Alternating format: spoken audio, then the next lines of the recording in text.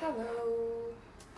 Oh my god, there's so many marks on my wall, and that's simply from like leaning my chair like this and just like going like this, because of which all those marks now exist. Okay, I should probably change my background a little bit. Give me a moment. Okay, unfortunately, this is all that we have because there is a problem with getting really good flattering light in my house because I live amidst trees, and that just means I only get like diffused lighting inside my rooms, and it is very hard to get like this kind of lighting. I'm also in the last few hours of sunlight for today, so we need to go fast. Today's video's purpose is to answer the questions that you all have sent over on my email, and I'm very excited. I have coffee with me to get me through this. I have also quit Diet Coke recently, where for 11 days straight I didn't drink Diet Coke, and that was really painful. Like, I feel like there's definitely some withdrawal symptoms to quitting Diet Coke, but ever since then I've tried to drink Diet Coke and it's not been that fun at all. I don't know what's happened, but so I have my laptop open over here, and I'm just going to read all the emails in a chronological order. So whoever sent me their email first is the one that I'm going to answer first. And I'm also not going to put out people's names. I'm just going to put out their email somewhere over here for you to read, and I'm only going to read out the question and answer it. So the first one basically says that I am a STEM educator and I love a lot of YouTube creators. They inspire me in my pursuit of teaching. Many people tell me I should make content too. I wish to do it, but I get held back by self-judgment. I don't know how to get over it and start.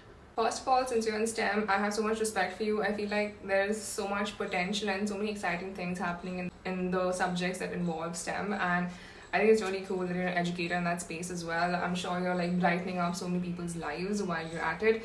And the place that you're in about making content, not making content, is exactly where I was more than a year ago before I started my page. And I didn't have like a very specific niche or a subject that I wanted to cover, but I just wanted to create content. And my husband is the one who really like pushed me to open this page, start posting like every single day. The one thing that I want to tell you is that now that I've done a year of like making videos, making reels, and also now starting my YouTube page, which is where we're at right now, one thing that you need to have clarity on is that you're obviously creating content for somebody else's consumption, like for a viewer's consumption, and that is important to acknowledge when you start off your journey, because when you create content, it has to be palatable, it has to be digestible by people. So you have to really think about how it is that you want to frame your videos or whatever medium it is that you use to put out content. The second thing, which I think is much more important, and I see the value of it even more now, is that you also have to do it for yourself. This also becomes a primary motivator after a certain point, where you don't want to be doing it constantly for somebody else's consumption and entertainment or education, but you also want to do it for yourself. For instance, there are some reels which I know when I'm posting them, I'm doing it simply because I've had so much fun doing it. It doesn't have to be necessarily a value add to anyone's life. It's just something where I'm goofing around and I've had fun and I just put it out there, and if you enjoy it, good on you, but you're not the reason why I've put it out there. And that is incredibly gratifying, because if you're also creating content, like, you need an element of it which gratifies yourself, your heart and your soul. Where, for instance, let's say you want to do something in STEM and you're educating people, maybe just educating them is the thing that gratifies you. For me personally, because I do a lot of like insights and advisory kind of videos, like it's also important for me to intersperse it with some videos where I'm just having fun, I'm making something in the kitchen, or I'm out and about, and that's a bit which I feel like humanizes you. And I think it's super important to think about what it is that is going to be your primary motivator, even when you don't see a response from a second eye. And just to address your inhibition to do with like even starting out, just do it. You need to think of putting out content in a sea of, saturated content across every single medium on the internet, as it's not you yet. There's nothing yet on the internet which has a flavor of you, and that is why it is so important for you to put out content. Like, if you've been thinking about it, it doesn't matter good at it or bad at it, like that is something you'll find out with time, but you don't have to have all the necessary skill sets. What you need to have is a sense of who you are. That is the thing that makes anything yours. There are 100 people who are doing get ready with me's, there are 100 people talking about like manifestation or talking about STEM, and there are very few people who people keep going back to. And the reason there are very few people that people keep coming back to watch is because they have a very specific thing, a very specific way of speaking, of presenting, of goofing around or of educating people, that has stickiness to it, and that is a bit which is authentic to you. Therefore, it is so important for you to put out content to even figure out what it is that makes the content yours. And if you need any more inspiration, like, to be very honest, even I don't know where I'm at with my content creation journey, and I don't know where I'm going. I just have a sense of my body of work currently because I've been doing it for like a year plus. But it's very important that you put yourself out there, not just for how your content is going to be received, but also as an exercise of building faith in yourself, because I think this is one of the easiest things to do, to put yourself out there in front of a lot of people who you don't know. And I think it's a great way to build confidence in a lot of things, whether it's speaking into the camera, whether it's writing a script, whether it's editing a video. There are a bunch of skills that you pick up which are going to be so useful in a lot of other spaces. So pick up the camera and shoot something already. Good luck. Okay, on to the second question. This email is so sweet because this girl has gone over why she enjoys my video so much, and she's also sent love not just to me but to my husband, and I really appreciate it. It's really sweet.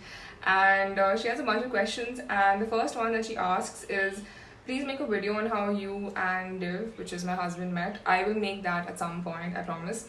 What is the one advice you want to give to young girls building a career and seeking romantic relationships all along? To be very honest, I feel like the landscape of careers is changing dramatically as we speak, especially with AI coming into the picture very aggressively and automating a lot of things that otherwise maybe like 2 years ago would take like multiple years of experience to even develop those kind of skills. And now you have AI agents, AI tools that you can just go and like ask a bunch of things and you have results which would take 6 months. You get results from that in like 5-10 minutes, and it's insane. So I don't know where we're headed as a generation when it comes to careers, especially since all of you all are even much younger than me and just starting out in your careers. I don't know what sort of opportunities it is that you can tap into which could be strategic in securing like the next 10-20 years of your career. You will have to forgive the planes that are constantly flying over my head. Yeah, I don't know where we're at in terms of like making any moves which are considered smart anymore, because the ground is just shifting under our feet. I personally don't know what it is that would make sense for me to like dip my toes into at this point of my career, which is like, you know, where I'm slightly more senior. And so I don't know what to tell you guys. All I can tell you is that if you're a youngster, if you're just starting out in your career, please stay very adept with like AI and other tools, like, you know, software tools, because that is going to elevate what it is that you bring to any workplace. So just make sure that you're on top of things, because if not you, somebody else is doing it, and that somebody else is going to be much more worshipped versus you at a workplace, and you don't want that. Just be extremely competent with technology. The next thing that I want to say is that always get that bag. Always make sure that you're financially independent. I also say this in a very ironical manner because I'm not right now. I am currently dependent on my husband, and that's for like a short while because I know I'm going to get back into earning very soon. I'm taking an extended break and I didn't expect it to be like this long, but it is what it is. Just always make sure that you know what your finances are going to look like, and you want to start off your career in a way where you are very strategic about what it is that will give you a higher pay. Like passion, we can talk about it some other time. Very important to make sure that you're putting yourself in places where the earning potential is much higher than a typical job. So you want to make sure that you're scoping the market for what it is that gets you like some of the highest earning potential, and then go after it. If you're a woman, please unabashedly make vulgar amounts of money and secure yourselves. The second part of your question was seeking romantic relationships while you're trying to figure out your career, and I guess that's all of our lives in our 20s, ever since I think we start our undergraduation, where we're obviously trying to figure out ourselves, our lives, our jobs, our careers, and then we also are trying to find love, which is the most beautiful yet painful journey to embark on. I think it's more painful than figuring anything else out, to be very honest. But the one advice that I would give you is that if you can, and I don't think it's a very ideal situation to even come across because we all start off as like extremely unsure of ourselves, please work on yourselves before you take a relationship or you take that part of your life very seriously, because what happens is that if you haven't established yourself in certain spaces, you are likely going to be compromised. I don't want to use the word compromise, maybe just vulnerable to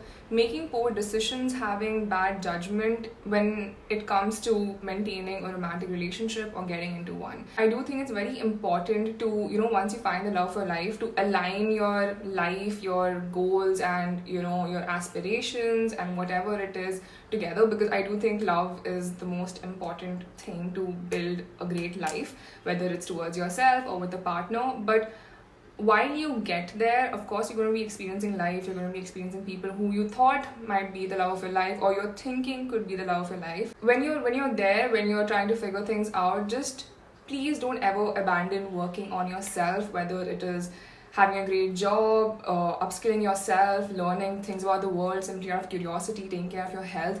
Don't ever give that up. Look, the truth that we live in is that all of us, like, we've all come from generations of mothers, grandmothers, and every woman that we usually see on the street, where they've had to compromise their sense of self so much because of the patriarchy that we live in, because of the marriages that they were arranged into, and you have a choice to not potentially be in that situation. So while you're trying to find love, it is very important to remember that. It is very important to remember that you shouldn't have to kill your sense of self to be with somebody. So just make sure that you have your bases covered so that you don't kill your sense of self. Because the alternative is that you most likely will, and you'll only realize it much later when the damage has already been done.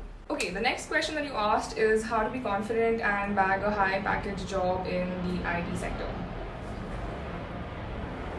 It's like people just love flying. Could be because of the globalization of our world, or it could be that it's summer and people are taking summer vacations. I don't know. How to be confident? I will do a whole another video on it. I don't think I can get through it at all in just this one video. But how to bag a high package job in the IT sector? Listen, this is something that is very possible, so don't even joke about it. Like, just be really aware about what skill sets are relevant in this current market and go and learn those skills without any barriers. If you know that you want to work in tech, just talk to a bunch of people, reach out to people on LinkedIn, reach out to people on X. So just make sure that you're reaching out to a bunch of people to get a sense of what it is that would be of value, if at all you're applying for jobs, and when you get that job, because holding down a job is hard. The second thing to remember is that having great English speaking skills is an advantage. Whatever you might say, the politics of like speaking English versus a native language, the truth is that it is a skill that will give you much more leverage over another candidate when you're applying for a job. So just make sure that you're brushing up on your English speaking skills if you're not the best at it, because that is going to take you very far. It's going to take you way further than you can imagine today. So just make sure that you have that skill, and make sure that you have like great public speaking skills, because that really helps at interviews. On to mail number 3, where the person has asked me, how do you separate yourself from the state of the world? Everything is going to shit everywhere. We have the privilege and the luxury to push issues out, but I don't want to be a person who's comfortable doing that by my 30s. How does perception and all this change as you grew up? Did you have a journey around such ideas, state of the world and individuals' smallness, how helpless we are against economic incentives, the guilt of prioritizing yourself? I literally have no idea which grown-up friend of mine to ask this, so I'm shooting this to you. Thank you for considering me as a grown-up. Very loaded question, and I'm going to tell you where I'm at in my life right now, which is I have wondered about all of these questions as well. I think I started questioning God, humanity, religion, simply because of becoming aware and seeing all the cruelty around the world. And this was around like my undergrad time, and I think during your undergrad, like when you're 18, 19, 20s, when you start questioning the state of the world and your own place in it, and what power do you have at the capacity of simply being an individual against corporations and policies and governments and economic incentives like you just mentioned? The answer is that you probably don't have much power against all of these big giants. The thing that I've arrived at over the years is that you do stand a chance at saving the world, and that chance of saving the world only comes when you save yourself. And I don't mean to say this in this very like Western philosophical way where it's like eat, pray, love or whatever, but Any real chance of saving the world begins with at least trying to save yourself, whether that is trying to take care of yourself, your own financial needs, your own family, like the people who are immediately around you. If you can even take care of themselves, that is those number of people who are taken care of. That is those many number of people in the world who are taken care of. Your impact is always local maxima. There's obviously things that you can do which can scale and it can reach the masses, but let's be honest, that's not most of us, right? That's not most of us, because we're not activists, we're not decision makers, we're not policy makers. Also because we exist on social media, we exist on the internet. Every problem in the world is something that's available to us for us to read on our phones, but that doesn't mean that it is our problem to solve. It is for us to develop awareness and to develop some sense of like what is right, what is wrong, what is acceptable, what is not, and to go on and go forth and embody those values and do something about it if possible.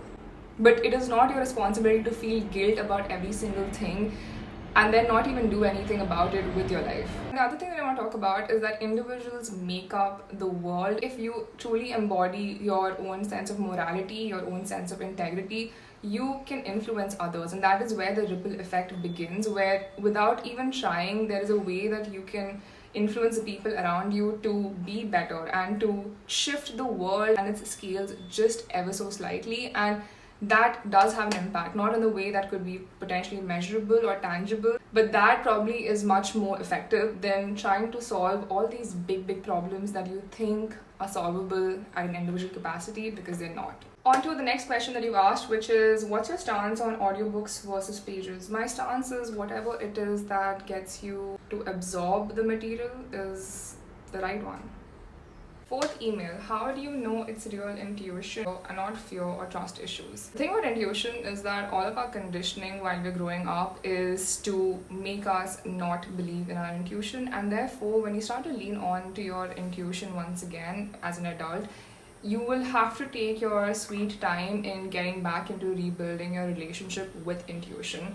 And this is something that I'm saying from my personal experience as well, and I'm trying to like get back in touch with my own intuition, and it really does take a lot of time. It really does take a lot of figuring out whether this is something that's coming out of your insecurities or this is something that's coming from your gut, where you just know, like your body just knows that something is really amiss. Just like you stated in your email, where you had this intuition about somebody not being a good character, and then because you didn't trust it, it came back to haunt you later.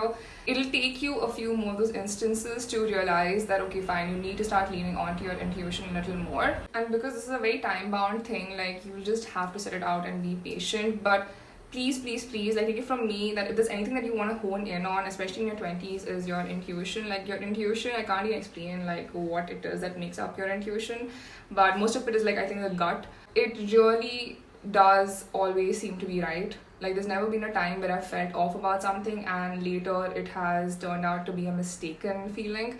So I think it's just a matter of leaning into your intuition, but also like working on yourself to like get rid of the things that feel like trust issues, that feel like fear, that feels like insecurities. So these things don't get mixed up when it finally comes to ascertain what the situation in front of you feels like. How to base your worth on the perception of your own self and not external validation while not being a pompous asshole.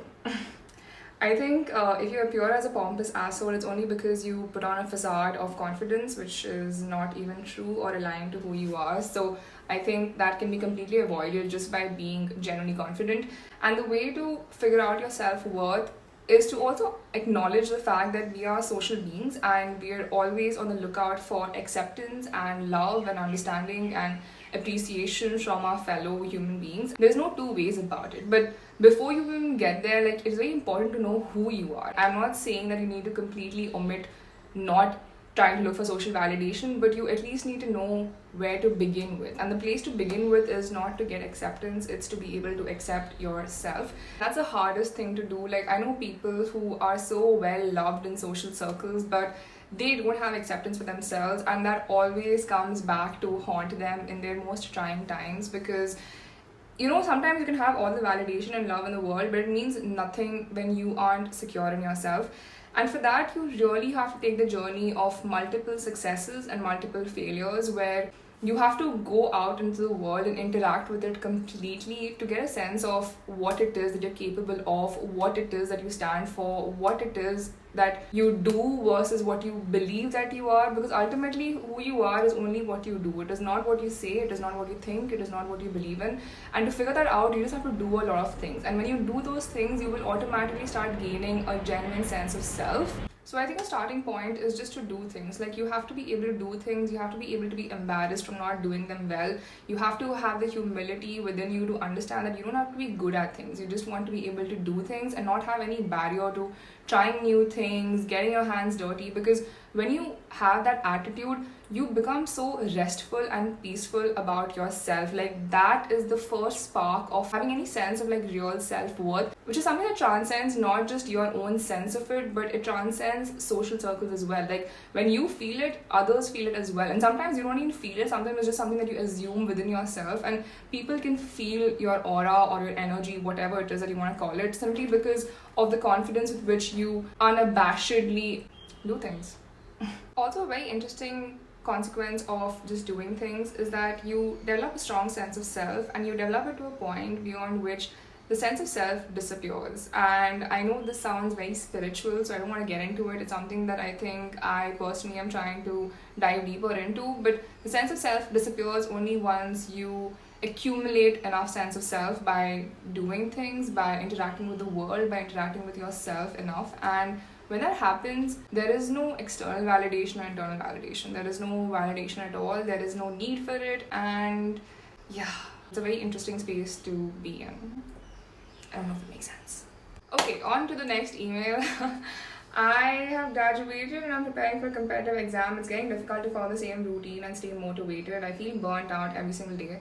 So do I need to rethink my decision of what I'm studying or pursuing? I don't think you do. I think it's a trying time, and obviously because you're preparing for something which is competitive, it's going to sort of sideline a lot of other things that you're trying to put into your daily life, which is like a routine, trying to be healthy and whatnot. And sometimes it's okay to just like let those things slide or do like a very minimal version of it so that you can just keep going and you can be in like your good health, good state of mind. I don't think this necessarily means that you need to rethink your decision unless you have examined the subject matter enough to be like, okay, this is of not any interest to me, and maybe I don't want to spend 4 years of college studying it. That's another direction to look into if you were rethinking even studying that subject, but not this. Next question.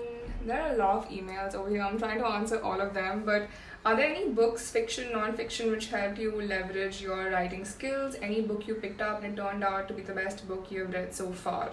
Books, fiction, non-fiction that helped me leverage my writing skills.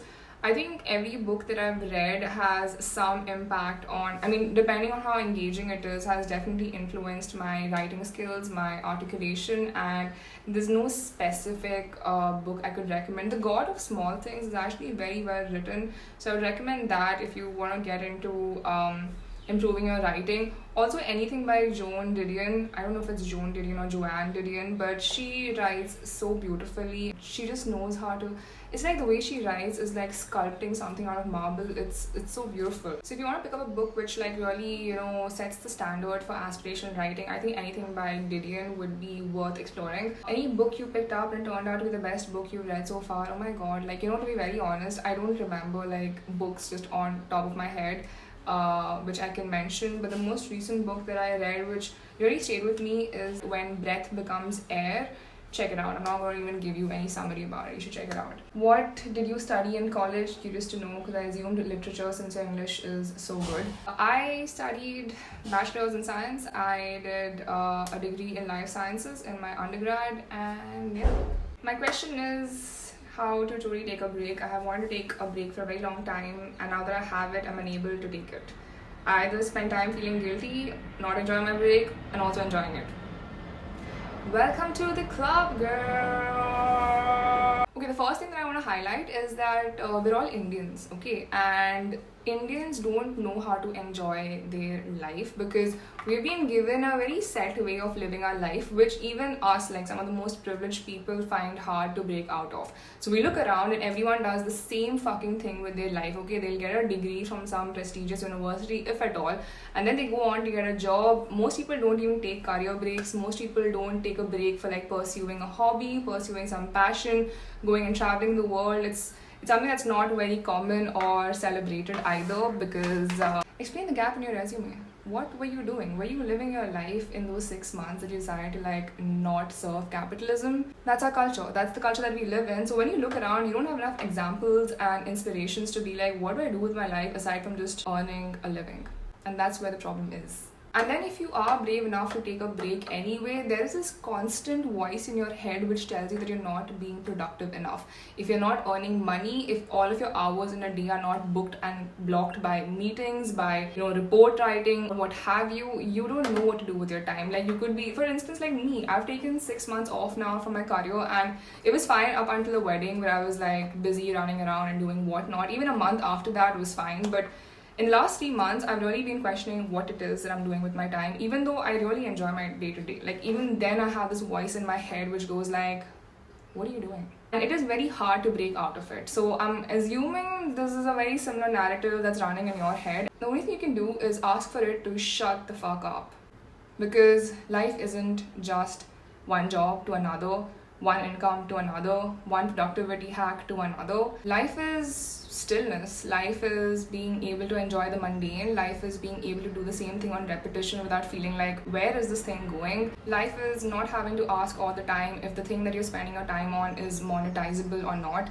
Life is sometimes just getting bored from your own companionship, bored from the routine, and knowing that it's fine. It's a part of taking a break, maybe not having enough finances to always like bring novelty into your everyday life. And all of these things will become more normal, like the narrative in your head goes away if you do it more often. Like if you're taking a break for the first time, you're not going to be like winging it and feeling the best about it, and I'm guessing you're not feeling the best about it, and that's simply because you're probably taking a break for the first time. And please take more breaks. Please make it normal for you to take more breaks, and make it normal for people around you who see you to take more breaks, because life really isn't one job to another. It is what you do with your time on earth. And to figure that out, you have to take multiple breaks and you have to get bored of it too. Okay, final question, I hope. So this is about loving a narcissist.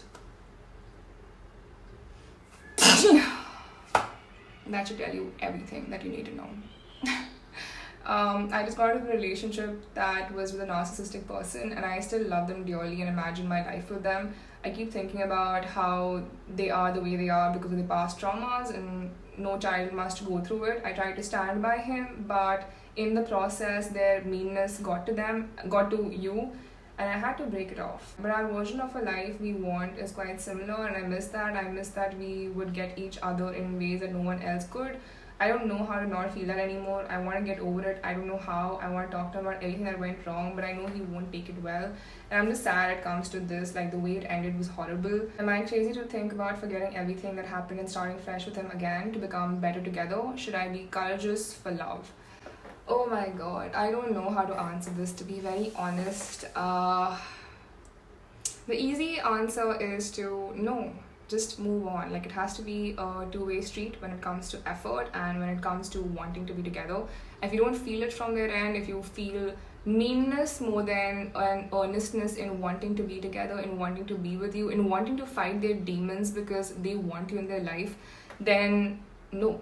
But then I also understand that if they've had a bunch of things happen to them in their childhood because of which they've ended up like this, it also makes sense in waiting it out and being patient and helping them through their journey. And a consequence of that is that they will lash out on you. And I don't have a do this or a do that kind of a response. I just have one thing to say, which is whatever it is that you choose to do, it seems like you will have to have your own back regardless, because if this person is a narcissist, they don't have your back. So whatever it is that you choose to do, just make sure that you're under no illusion to believe that they will have your back when it's ended the way it has ended that you've described on this email. There might be some sense in hanging around and sticking through it, but you have to absolutely have your own back, because your life is yours and nobody else is more accountable to it than you. And you have to make a decision pushes you forward, not the two of you forward, and then hopefully the two of you forward. There's no other way to do love. And that's about it, I hope. Let me just check my inbox. I really hope. Oh my god, there are more questions. Let me just go through this.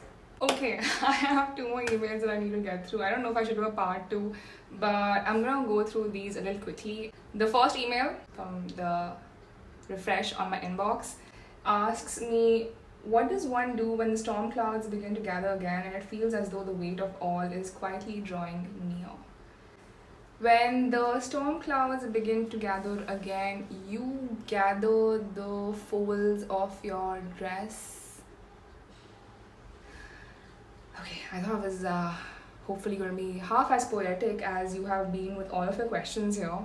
Also, the caffeine is out of my system, so forgive me. But when that happens, you kind of have to walk into the eye of the storm. The eye of the storm is the calmest place to be, and to become that calmest place, you have to practice being that during your peacetime. Instead of waiting for one fire to another, you have to develop the mental fortitude to know that life is ups and downs, and the downs feel so prolonged, they feel so dark, they feel like these storm clouds that you're talking about. And therefore, what you do during your peacetime is exactly what is going to make you resilient during wartime. I know that in the beginning, if you're in your early 20s, everything feels like it's the end of the world, but it's not. You are in a period of your life where there are so many firsts that happen, like your first rejection, your first heartbreak, your first so many other things. So let time do its magic. Please have some faith in the universe, have some faith in yourself and your own strength to be able to get over things. And over time, you understand yourself, your own emotions, you understand the ups and downs, you become familiar with them, and it makes you much more adapted to dealing with it when it happens. So I think a lot of the time you have to leave some things to time to become better at dealing with these storm clouds with time. And the other is develop the mental fortitude when you are in a better place, that when the storm clouds do come, you're not so afraid. How does one soothe your mind that refuses to quiet down, loud and restless like a city that never sleeps? You stop being on the internet for a while, you tire yourself out every single day, and you read a lot of long form. You write it out, you exert yourself mentally in a way where when you lie down in bed, the only thing that happens is you go into deep slumber. At least those are things that work for me. I don't know about you. I don't know if this is anxiety. I don't have perennial anxiety. I have anxiety very specific to certain situations. So if you have anxiety, then you might want to see someone professional. How do you deal with it when so many people around you expect so much from you, but you just can't seem to deliver? When that happens, you need to distance yourself from those people, figure out what it is that you expect of yourself, go and fulfill that first. And then you will come back to those people and you will realize that they don't really have so many expectations from you, because now they see that you're happy, and sometimes that's enough. And if they still continue to have some expectations, you're in a much better place to deliver. I don't know who you're delivering these expectations to. Sounds very hierarchical. That's never a nice dynamic. Okay, the last question is, how do you stay a little less in pain and a little more in joy? The only thing that has helped me is to enjoy the mundane, the seemingly mundane. My life has transformed ever since I started paying attention to the ordinary and the mundane, and realizing that there is so much beauty around us, there is so much beauty in us if we only just paid attention. Try and pay attention to yourself, to the everyday, and you will probably find a little more joy, a little less pain. And that's about it, I think, I hope. I'm not even going to check my inbox. I'm just shutting my laptop, because if there are any more mails, I will answer at some other time. But thank you so much for all these questions. They were very helpful in reflecting over so many things that I haven't thought about much more recently. I didn't write any script or pointers to answer these questions. I just read them out and then thought on the go, and I was just winging it. So I don't know if this is the best attempt at answering your questions. I hope I've done some decent job at answering your questions, and if there's anything that you take away from it, please let me know so that I can do a second part on this, and those notes help me a little more in how I answer my questions for the next video. And thank you so much for watching. If you've made it till this far, you must really like me. And believe it or not, I like you too. See you.